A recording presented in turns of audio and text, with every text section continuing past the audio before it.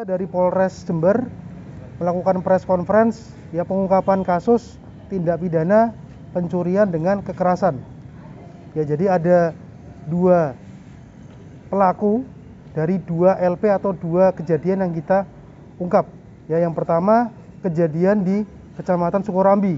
TKP-nya ada di depan Madrasah Sunan Ampel, ya.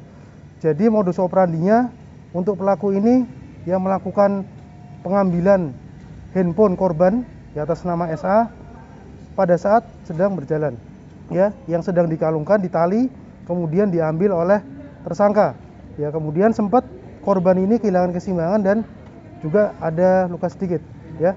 Berkaitan dengan HP yang dibawa tersangka, ya, kemudian dibawa oleh yang bersangkutan, ya. Sempat dilakukan penjualan. Terus kemudian untuk motif yang dilakukan oleh tersangka adalah motif ekonomi. Ya, jadi tersangka kejadian tanggal 29 September 2021 ya, alhamdulillah bisa kita lakukan pengungkapan beberapa hari setelah kejadian, ya. Untuk tersangka sendiri inisial ZA, ya, sudah kita amankan. Kita kenakan pasal 365 subsidiar pasal 363 dan 362 tentang pencurian dengan kekerasan dengan ancaman hukuman 12 tahun penjara. Ya, barang bukti yang bisa kita amankan ada sepeda motor dan HP merek Oppo. Ya. Untuk yang kejadian berikutnya, kejadian di Sumbersari, ya. Jadi untuk kejadian yang kedua, modusnya juga hampir sama. Tersangka atas nama saudara IF melakukan pencurian dengan kekerasan dengan modus melakukan pemotongan tas, ya. Jadi dengan senjata tajam berupa cutter memotong tas yang dimiliki oleh korban yang sedang berkendara sepeda motor, ya, kemudian mengambil secara paksa handphone yang ada di tas korban, ya.